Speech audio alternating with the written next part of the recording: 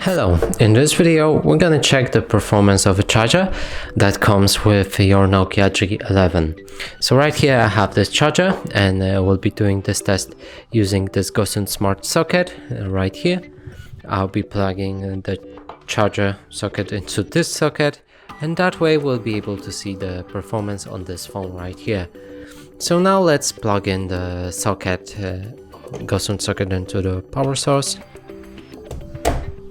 Then the charger onto the Gosun, and right here to Nokia.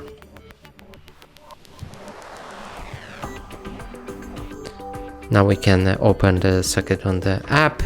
Here go for electricity tab, and here in about 30 seconds we should see the exact performance of this charger.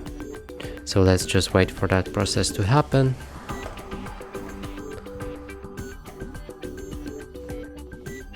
So now all of the tabs should be in the right order. And that's it for this video. Hope you like it. Please consider subscribing to our channel, leave a like and a comment below.